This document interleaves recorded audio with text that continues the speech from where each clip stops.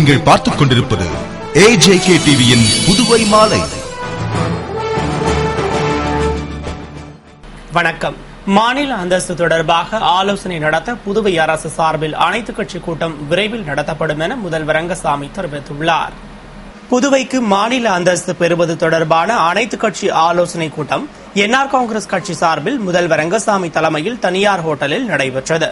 கூட்டத்திற்கு பின்னர் செய்தியாளர்களுக்கு பேட்டியளித்த முதல்வர் ரங்கசாமி, இக்கூட்டத்தில் அரசு சார்பில் அனைத்துக் கட்சி கூட்டத்தை கூட்ட வேண்டும் என்று பல்வேறு கட்சியினரும் கோரிக்கை விடுத்திருப்பதாகவும், விரைவில் அரசு சார்பில் அனைத்துக் கட்சி கூட்டம் நடத்தப்படும் என்றும் கூறினார்.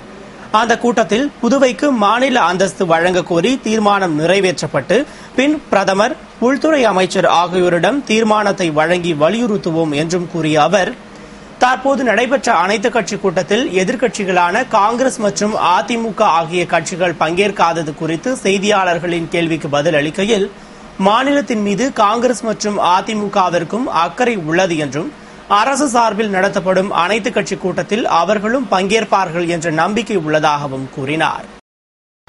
மிசோரத்திற்கு மாற்றப்பட்ட புதுவை தலைமைச் செயலர் சத்தியவதி புதுவையிலிருந்து விடைபெற்றார்.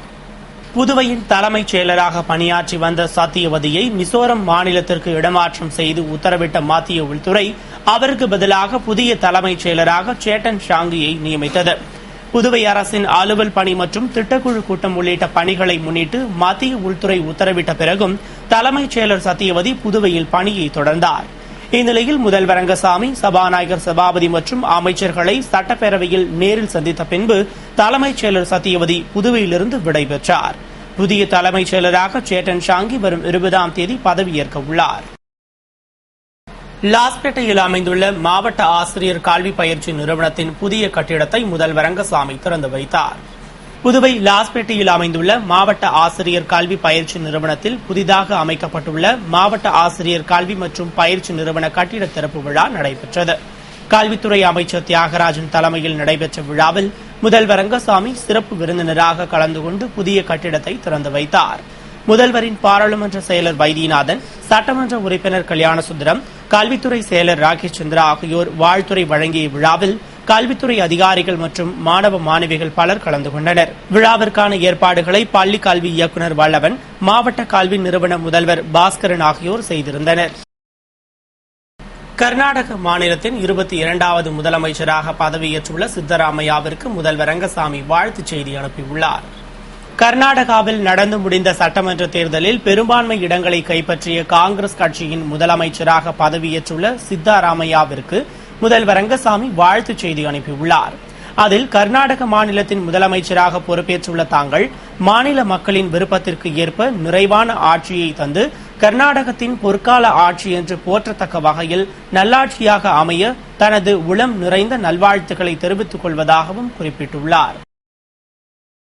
திமுக தலைவர் கலைஞரின் 90வது பிறந்தநாள் விழா குறித்த புதுவை திமுக நிர்வாகிகள் ஆலோசனைக் கூட்டம் வரும் 15ஆம் தேதி நடைபெற உள்ளதாக மாநில அமைப்பாளர் MA சுப்பிரமணியன் தெரிவித்துள்ளார்.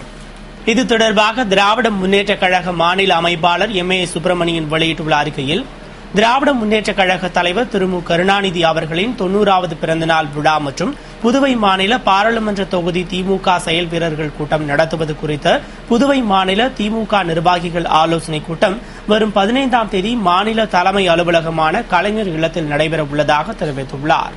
மாநில அவைத் தலைவர் தலைமையிலும் முன்னாள் முதல்வர் RV ஜானகிராமன் மற்றும் கழக நிர்வாகிகள் முன்னிலையிலும் கூட்டம் நடைபெற உள்ளதால் மாநில கழக நிர்வாகிகள், இந்நாள் முன்னாள் சட்டமன்ற உறுப்பினர்கள், தலைமை செயற்குழு பொதுக்குழு உறுப்பினர்கள், தொகுதி செயலாளர்கள், அனைத்து அணிகளின் மாநில அமைப்பாளர்கள், நகரமன்ற கொம்யூன் முன்னாள் தலைவர், துணைத் தலைவர் ஆகியோர் தவறாமல் கலந்து கொள்ளுமாறும் கேட்டுக் கொண்டுள்ளார்.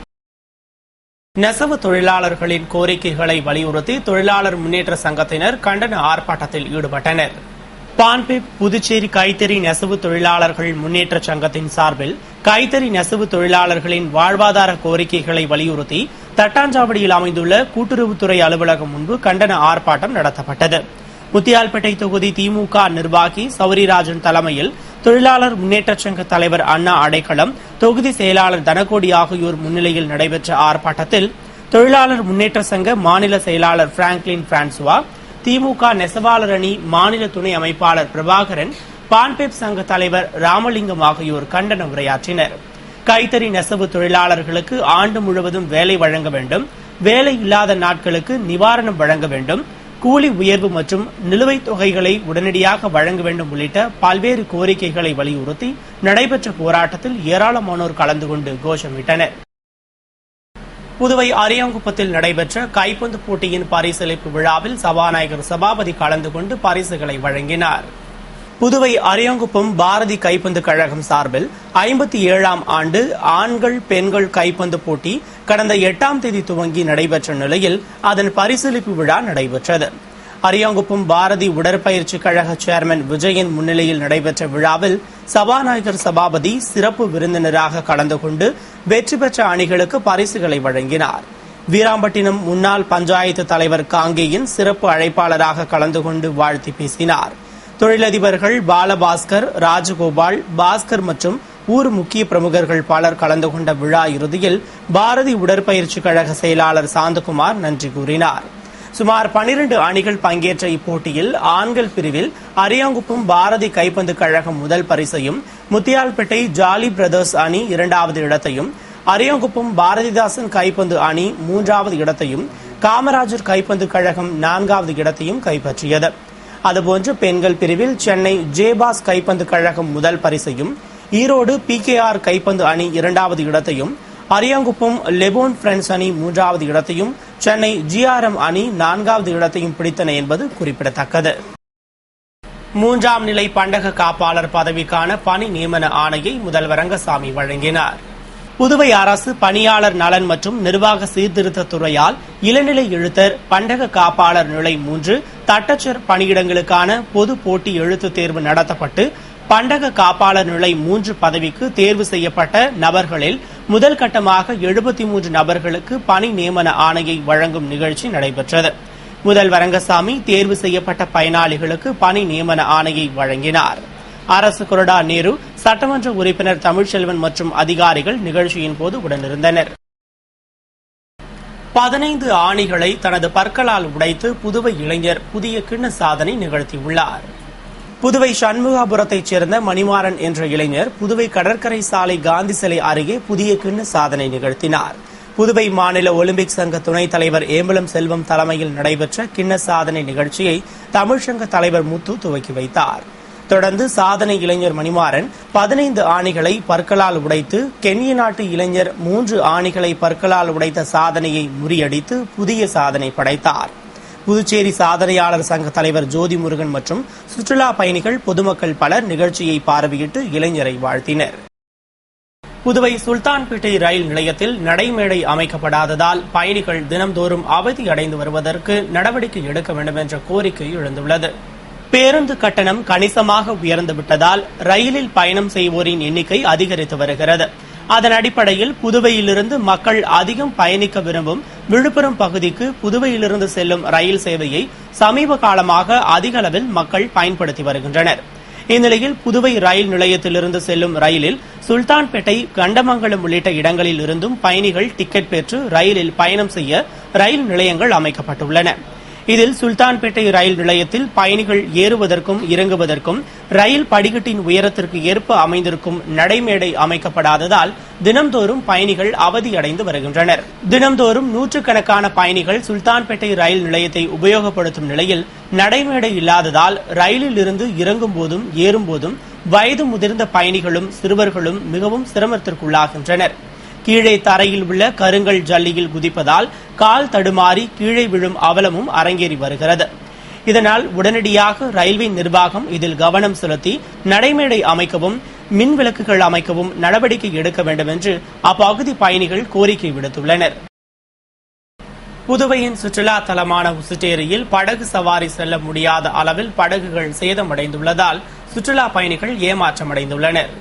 புதுவையின் சுற்றுலா தலங்களில் ஒன்றான உசுட்டேரியில் சாதாரண நாட்களிலும் வார விடுமுறைகளிலும் உள்ளூர் மக்கள் அதிக அளவில் குவிந்து அதன் இயற்கை அமைப்பை ரசிப்பது வழக்கம். அகண்ட ஏரியின் கரை ஓரங்களில் உள்ள மர நிழலில் அமர்ந்து காற்று வாங்குவது ஒரு சுகம் என்றால், அனைவரையும் கவரக்கூடிய உசுட்டேரியின் மற்றொரு பரிமாணம் படகு என்றே சொல்லலாம். உசுட்டேரியில் குவியும் மக்கள் படகு சவாரி செய்யவே அதிகம் விரும்புவர். தற்போது கோடை விடுமுறை என்பதால் சுற்றுலா பயணிகள் அதிக அளவில் உசுட்டேரியில் குவிந்து வரும் நிலையில் நிறைய படகுகள் பழுதாகி கிடப்பதால் 1-2 படகுகள் மட்டுமே இயக்கப்படுகின்றன. இதனால் சுற்றுலா வந்துள்ள பயணிகள் பெரிதும் ஏமாற்றம் அடைந்துள்ளனர். சுற்றுலாவிற்கு முக்கியத்துவம் அளித்து வரும் புதுவை அரசு சுற்றுலாத்துறை அதனை நிலைக்கச் செய்ய விரைந்து படகுகளை சரி செய்து முழு அளவில் இயக்கி சுற்றுலா பயணிகளை ஈர்க்கும் வகையில் நடவடிக்கை எடுக்க வேண்டும் என்பதே அனைவரின் எதிர்பார்ப்பு. புதுவை உழவர்கரை புனித ஜெயராக்கினி அன்னை ஆலய ஆடம்பர தேர்பவனி சிறப்பாக நடைபெற்றது. புதுவை உழவர்கரையில் அமைந்துள்ள புனித ஜெயராக்கினி அன்னை ஆலய ஆண்டு பெருவிழா கடந்த 3ஆம் தேதி கொடியேற்றத்துடன் துவங்கியது. தொடர்ந்து தினமும் காலையில் திருப்பலிகளும் மாலையில் சிறிய தேர்பவனியும் நடைபெற்று வந்த நிலையில் பெருவிழா நாளான 12ஆம் தேதி காலை புதுவை கடலூர் உயர் மறைமாவட்ட பேராயர் அந்தோணி அனந்தராயர் தலைமையில் சிறப்பு திருப்பலி நடத்தப்பட்டது. அதனைத் தொடர்ந்து மாலை அருட்தந்தை ஜோசப் அருமை செல்வம் தலைமையில் சிறப்பு திருப்பலியும் தொடர்ந்து ஆடம்பர தேர்பவனியும் நடைபெற்றது. ஏராளமான கிறிஸ்தவர்கள் ஆடம்பர தேர்பவனி நிகழ்ச்சியில் கலந்து கொண்டனர். இத்துடன் செய்திகள் நிறைவடைந்தன. வணக்கம்.